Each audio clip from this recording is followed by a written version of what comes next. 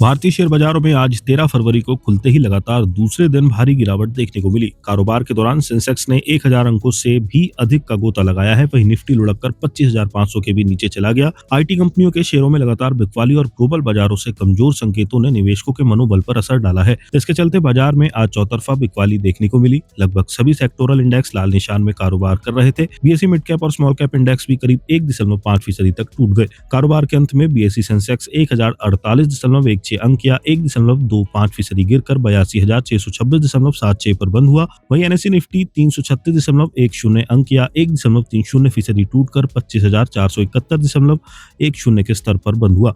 Share बाजार में आज की इस गिरावट के पीछे 4 बड़े कारण रहे। पहला, आईटी शेयरों में भारी बिकवाली। शेयर बाजार में आज की गिरावट के पीछे सबसे बड़ी वजह आईटी कंपनियों के शेयरों में बिकवाली रही। पिछले 3 दिनों से आईटी कंपनियों के शेयर लगातार गिर रहे हैं। इन्फोसिस, टीसीएस, विप्रो, एचसीएल टेक, कोफोर्ज और परसिस्टेंट सिस्टम्स जैसे दिग्गज कंपनियों के शेयर 8% तक टूट गए। निफ्टी आईटी इंडेक्स भी करीब 5% तक लुढ़क गया। इससे पहले 12 फरवरी को भी आईटी इंडेक्स में 5.5% की गिरावट दर्ज की गई थी। आईटी कंपनियों के शेयरों में ये गिरावट आर्टिफिशियल इंटेलिजेंस से जुड़ी चिंताओं के चलते आई है।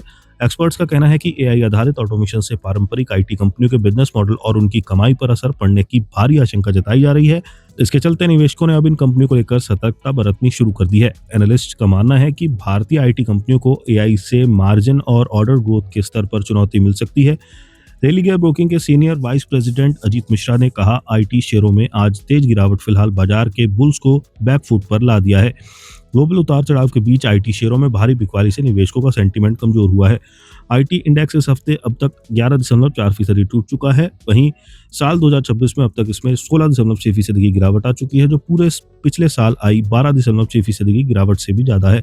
ये साफ दिखाता है कि इस साल आईटी सेक्टर पर दबाव और ज्यादा बढ़ गया है। दूसरा है कमजोर ग्लोबल संकेत। शेयर बाजार में गिरावट की एक बड़ी वजह कमजोर ग्लोबल संकेत भी रहे। एशियाई बाजारों में कमजोरी देखने को मिली। हांगकांग का हैंग सेंग, जापान का निक्केई 225 और चीन का शंघाई एसएससी कंपोजिट गिरावट के साथ कारोबार करते नजर आए।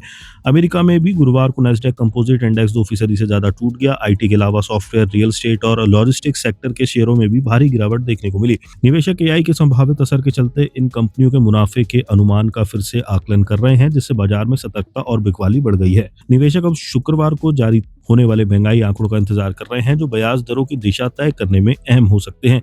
वहीं जनवरी में उम्मीद से बेहतर आए अमेरिकी रोजगार आंकड़ों ने निकट भविष्य में ब्याज दरों के कटौती की उम्मीदों को कमजोर कर दिया है। S&P 500 और डाउ जोन्स इंडस्ट्रियल एवरेज में भी 1% से ज्यादा की गिरावट दर्ज की गई है। HDFC सिक्योरिटीज के head of prime research Devarsh वकील ने बताया, गुरुवार को वॉल स्ट्रीट के प्रमुख इंडेक्सों में तेज गिरावट आई। आईटी और टेक शेयरों में बढ़ती बिकवाली और आर्टिफिशियल इंटेलिजेंस से जुड़ी चिंताओं के चलते निवेशकों ने टेक और ट्रांसपोर्ट शेयर से दूरी बनाई है, जिससे नैस्डैक करीब 2% लुढ़क गया। तीसरा कारण है रुपए में कमजोरी। शुरुआती कारोबार में रुपया 8 पैसा गिरकर डॉलर के मुकाबले 90.69 पर पहुंच गया। अमेरिकी डॉलर के मजबूत होने और घरेलू शेयर बाजार में गिरावट के कारण रुपए पर दबाव बना रहा। फॉरेक्स कारोबारियों के मुताबिक डॉलर की मजबूती की वजह से इमर्जिंग मार्केट्स की करेंसी को बढ़त नहीं मिल पा रही है। इसी कारण रुपए में भी कमजोरी देखने को मिली। चौथा है इंडिया VIX में उछाल। शेयर बाजार में मौजूदा अस्थिरता को संकेत देने वाला इंडिया VIX इंडेक्स भी शुक्रवार के कारोबार में 4% से अधिक उछल गया। VIX में उछाल का मतलब है कि शेयर बाजार में जोखिम और उतार चढ़ाव की आशंका बढ़ गई है। ये संकेत देता है कि निवेशक फिलहाल डिफेंसिव रणनीति अपना रहे हैं। जियोजीत इन्वेस्टमेंट्स के चीफ मार्केट स्ट्रेटेजिस्ट आनंद जेम्स के मुताबिक निफ्टी इस हफ्ते पहले देखे गए 25,700 से 26,220 के दायरे के निचले स्तर को फिर से टेस्ट कर सकता है। उन्होंने कहा कि फिलहाल बाजार में कमजोरी का रुख यानी बेरिश ट्रेंड बना रह सकता है। 25,500 का स्तर तत्काल सपोर्ट के रूप में देखा जा रहा है। अगर गिरावट जारी रही तो अगला अहम सपोर्ट 24,571 पर हो सकता है। हालांकि अगर निफ्टी